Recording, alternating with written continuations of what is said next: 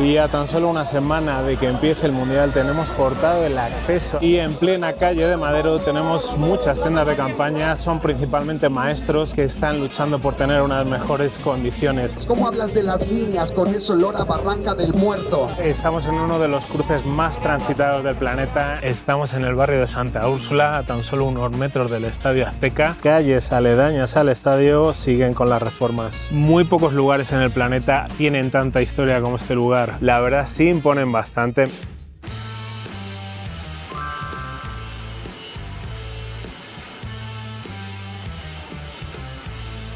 Hoy vemos un mundial y pensamos en estadios futuristas, vuelos privados, millones de dólares y jugadores convertidos en celebridades mundiales. Pero el primer mundial de la historia fue completamente diferente. En 1930 Uruguay organizó la primera Copa Mundial y aunque parezca raro hoy en día, muchos países no quisieron ir. En esa época, realizar un viaje tan largo para algunas selecciones era una auténtica locura. No existían vuelos comerciales como los conocemos hoy, así que las selecciones europeas tuvieron que cruzar el Atlántico en barco durante casi 2 semanas. Algunas selecciones pensaron que el viaje era demasiado largo, caro y también arriesgado. De hecho, varias potencias europeas rechazaron participar. Imaginaros eso hoy, un mundial donde selecciones gigantes simplemente dicen no, gracias. Al final solo participaron 13 selecciones. Muchos jugadores ni siquiera eran profesionales, tenían trabajos normales y pedir semanas libres para cruzar el océano era prácticamente imposible. Pero a pesar de todas esas dificultades, ese mundial hizo algo que cambió el mundo del deporte. Uruguay construyó el mítico Estadio Centenario y terminó convirtiéndose en el primer campeón del mundo tras vencer a Argentina 4-2 en la final. Y lo más impresionante es que ahí comenzó el evento deportivo más grande de todo el mundo. México no solo ama el fútbol, sino que forma parte de la historia de los mundiales. Muy pocos países pueden decir que han organizado una Copa del Mundo, pero en el caso de México ya están con el tercero. El primero fue el de 1970 y para muchos es uno de los mejores mundiales de toda la historia. Fue el Mundial de Pelé, el mundial donde Brasil maravilló al planeta. También fue un torneo revolucionario. Por primera vez los partidos se retransmitieron en televisión a color. Aparecieron las tarjetas amarillas y rojas y millones de personas pudieron vivir el mundial desde casa. Pero jugar en México no era fácil. La altura de ciudades como Ciudad de México y Toluca afectó muchísimo a varios jugadores europeos. Y luego llegó la final, Brasil contra Italia, en un estadio Azteca repleto con más de 100.000 personas. Brasil ganó 4-1 y terminó siendo considerada una de las mejores selecciones de toda la historia. 16 años después le tocó nuevamente a México en 1986. Inicialmente el mundial iba a ser en Colombia, pero hubo unos problemas financieros y la FIFA finalmente decidió decantarse por México. En ese mundial hubo uno de los partidos también más importantes de la historia entre Argentina e Inglaterra. Y para entender lo que ocurrió ese día, primero hay que hablar de política, guerra y heridas que todavía seguían abiertas. Solo 4 años antes, en 1982, Argentina y el Reino Unido habían peleado la Guerra de las Malvinas. El conflicto por las Islas Malvinas dejó cientos de muertos, familias destruidas y muchísimo dolor en ambos países. Así que cuando se enfrentaron Argentina e Inglaterra no fue un simple partido. Más de 110.000 personas llenaron el Estadio Azteca para ver uno de los encuentros más tensos y emocionales de la historia. Y entonces apareció Diego Maradona. Primero marcó uno de los goles que pasaron a la historia, la famosa mano de Dios. Maradona saltó junto al portero inglés, tocó el balón con la mano y el árbitro dio el gol por válido. Y aunque para los ingleses el gol fue un robo, para los argentinos tenía un sentido mucho mayor. Era como una especie de revancha emocional después de la guerra. Pero lo más increíble vino apenas minutos después. Maradona agarró el balón en media cancha y empezó a dejar atrás jugadores ingleses uno tras otro. Recorrió más de medio campo y marcó lo que para muchos sigue siendo el mejor gol en la historia de los mundiales. Pero la historia no termina ahí. Argentina llegó a la final contra Alemania Occidental una vez más en el Estadio Azteca. Y otra vez con Maradona como líder absoluto. Fue una final durísima. Argentina ganaba 2-0 y Alemania empató a 2. Y parecía que todo se escapaba. Pero Maradona apareció nuevamente, dio un pase a su compañero Burruchaga y marcó el 3-2. Aquella imagen de Maradona levantando la Copa del Mundo en México se convirtió en uno de los momentos más icónicos de la historia del deporte. Y quizá por eso México 86 sigue siendo tan especial, porque ese mundial tuvo de todo: política, tensión, polémica, guerra, genios y drama.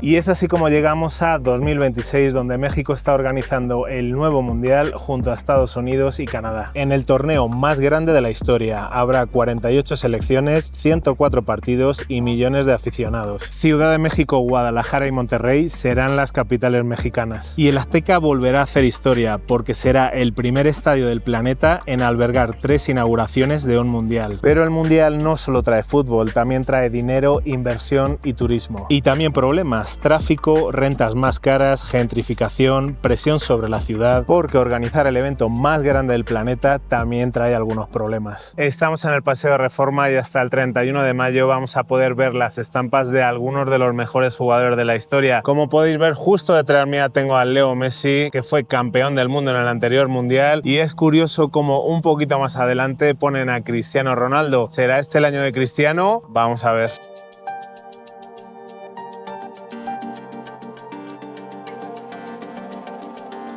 Representando a España tenemos a Naranjito en el año que me vio nacer, en 1982. Otra de las mascotas más queridas es Pique, que estuvo representando a México en 1986.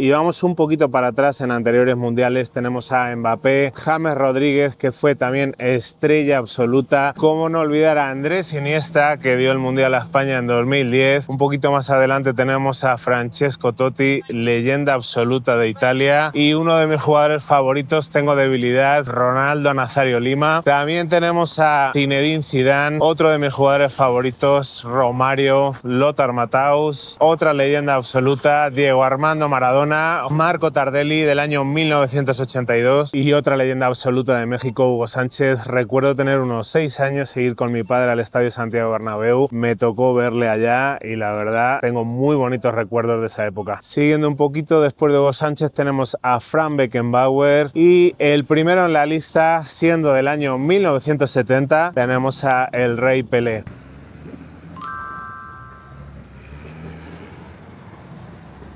Estamos en el barrio de Santa Úrsula, a tan solo unos metros del Estadio Azteca. Hemos comido rico y vamos a dar un paseo por esta zona. Pero para muchas personas que viven aquí, el Mundial comenzó hace tiempo. Algunos vecinos han denunciado ruidos constantes y calles cortadas debido a las obras del estadio. Mientras muchas personas sueñan con venir al Mundial, otras simplemente quieren que acabe para seguir su vida normal. Y aquí podéis ver cómo todavía calles aledañas al estadio siguen con las reformas. Los mundiales son capaces de cambiar ciudades enteras, aunque los vecinos que viven alrededor del estadio se preguntan en qué va a mejorar su vida. Pero no me malinterpretéis, creo que es algo que sucede en cualquier lugar, en cualquier evento grande como un mundial, unas olimpiadas, y siempre mucha gente lo disfruta, pero otros no tanto.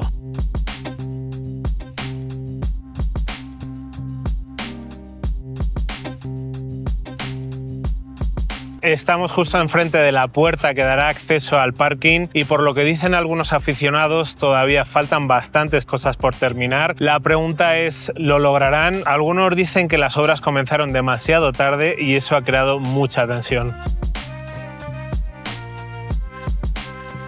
Y esto es lo más cerca que hemos logrado estar del estadio. Está todo cerrado, pero lo importante es que están trabajando para que sea un mundial en el que todos disfruten. Muy pocos lugares en el planeta tienen tanta historia como este lugar. Aquí jugaron Pelé y Maradona. Una de las polémicas que está acechando es sin duda el precio de los tickets. Algunos están llegando a alcanzar el precio de $4.500 en la reventa, lo cual es inaceptable para gente que tiene un salario promedio y quieren disfrutar también del mundial como en años pasados. Otro de los temas calientes fueron los palcos. En los años 60, algunas personas que pudieron permitírselo compraron el acceso para todos los eventos deportivos durante los próximos 100 años. ¿Qué ocurrió? La FIFA intervino y dijo, es nuestro mundial y nosotros tenemos derecho. El caso tuvo que ir a un juicio y por suerte para los propietarios, la FIFA no tiene razón y ellos podrán seguir disfrutando de lo que compraron hace tiempo. Yo no conozco muchos estadios, pero me gustaría que me dejarais en los comentarios cuál es vuestro favorito. Sin duda, este va a ser uno de los top top para cualquier persona. Volvemos a Reforma y detrás mío tenemos una exposición que estará durante unos días sobre los gigantes de fútbol hecho por los cartoneros de Iztapalapa. Es una tradición mexicana que ahora mismo presenta el Mundial de 2026 en Ciudad de México, Monterrey y también Guadalajara. Es sábado 30 de mayo y me comentaba un señor que me vio con la cámara que la exposición apenas empezó el pasado miércoles y también que conoció a una de las personas que estaba trabajando en los gigantes. De momento solo hemos encontrado al representante de Colombia, vamos en búsqueda del resto. Y mientras recorremos la exposición hay una pregunta: ¿qué selecciones vamos a echar de menos en este mundial? Por ejemplo, tenemos a Italia, que hoy traigo su camiseta, una de las selecciones históricamente más importantes con 4 mundiales a sus espaldas. También tenemos a Chile, una de las selecciones más importantes de Sudamérica, que en los últimos campeonatos ha brillado con luz propia. Como no, Polonia, una selección con jugadores muy reconocidos en varios de los mejores equipos del mundo. Y de África podríamos mencionar Nigeria, también otra de las selecciones más importantes y más queridas en cualquier mundial. No nos olvidemos también de algunas estrellas mundiales que no lograron ganar una Copa del Mundo, como es el caso de Johan Cruyff en Holanda, Eusebio en Brasil y, como no, también hoy llevo la camiseta de Roberto Baggio de Italia.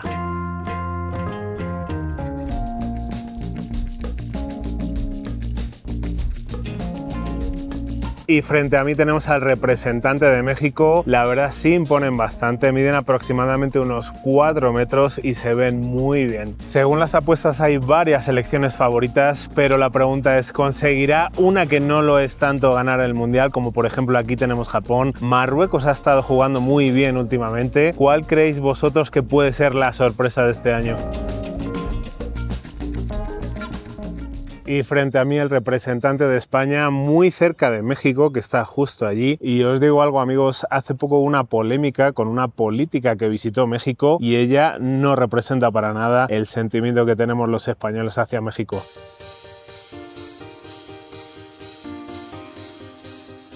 Hoy vamos a dar un paseo por el centro histórico de la Ciudad de México para ver cómo se relacionan la historia y el fútbol en uno solo. Llegamos al Museo Memoria y Tolerancia. Es una de las exposiciones relacionadas con el fútbol que hay ahora mismo en la ciudad por el Mundial de Fútbol. Así de imponente se ve la entrada al museo, donde también tenemos presidiendo a algunos seres muy conocidos como Gandhi. Un poquito más adelante tenemos a Martin Luther King, María Teresa de Calcuta y por último Nelson Mandela. Y justo en la entrada nos encontramos con un fragmento original del Muro de Berlín. Comenzamos en la primera exposición titulada Juego Limpio y aquí no te hablan de goles sino de personas. Nace con la idea de que no solo sea un evento deportivo sino también un lugar de inclusión, porque en el fútbol, como muchos de vosotros sabréis, desafortunadamente hay racismo y es algo que debe parar. Parece mentira cómo han cambiado los balones y también las botas. Este es un ejemplo de finales del siglo XIX y justo abajo tenemos camisetas más modernas del año 2018 y esta de al lado de 2010. Representando a México en 1986 con la camiseta oficial y también la que portaba Jorge Campos. Porque no importa de qué país vengas o qué idioma hables, todos somos iguales, no importa si es un juego o en la vida real. Sé que hay gente que tiene colecciones muy grandes de Barbie y esta en concreto no la había visto, la Barbie Soccer. Uno de los ejemplos que podemos encontrar en la exposición, la selección de Irán consiguió calificar para el Mundial y actualmente las mujeres tienen prohibido la entrada a los estadios de fútbol, pero ellas decidieron entrar para celebrar porque también son parte del país. También comentan temas muy importantes como la explotación infantil y laboral de migrantes, la homofobia, el racismo y también el sexismo. Y de esta manera se veían las botas de los jugadores de fútbol en sus inicios en 1930 y podemos aquí comprobar la evolución hasta 1990. Me dirijo al Museo Franz Mayer para ver la exposición Diseñando una pasión, donde nos vamos a centrar un poco en cosas que normalmente no vemos cuando hablamos de fútbol.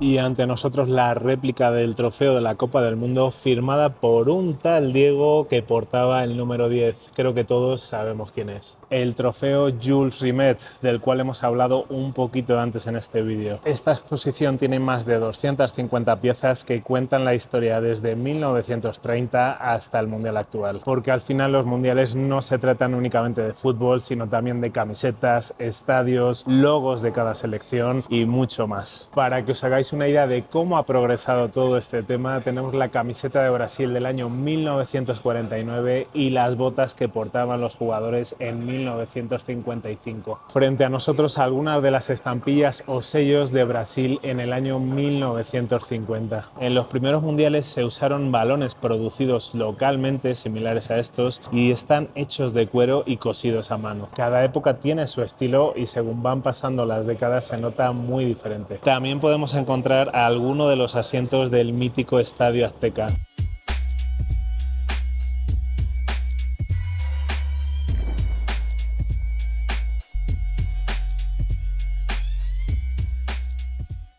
Y mirar qué diferentes lucían los árbitros en 1970, el primer mundial donde ellos empezaron a castigar a los jugadores con tarjetas amarillas y rojas. Según comentan aquí, la camiseta que portó Argentina contra Inglaterra la tuvieron que comprar de emergencia en el barrio de Tepito. Esa línea del Rosario parece que un experto habla de la naranja, claro, es un acierto. Tú no estás apto para los conciertos. ¿Cómo hablas de las líneas con ese olor a Barranca del Muerto? Llegamos al Palacio de Bellas Artes, uno de los puntos neurálgicos de la ciudad, y por lo que veo parece que están dando los últimos retoques para recibir a los visitantes la próxima semana. Y esta es la tónica del rato que llevamos caminando por el centro. Todavía están trabajando en los últimos retoques para que la ciudad esté lista para el Mundial. Estamos en uno de los cruces más transitados del planeta, entre Eje Central y Madero. Va a ser interesante ver cómo va a estar en tan solo unos días. Y en plena calle de Madero tenemos muchas tiendas de campaña, son principalmente maestros que están luchando por tener unas mejores condiciones. Recordaros, bueno, para los que no sois de aquí, esta calle lleva directamente al Zócalo, que es el centro neurálgico de la ciudad y donde más de 45.000 personas verán cada partido del Mundial. Mirad lo que os digo, está la calle llena, ojalá consigan lo que buscan, porque desde luego la educación es algo indispensable para cualquier persona. Y a tan solo una semana de que empiece el Mundial tenemos cortado el acceso a mitad más o menos de la calle Madero para llegar hasta el Zócalo.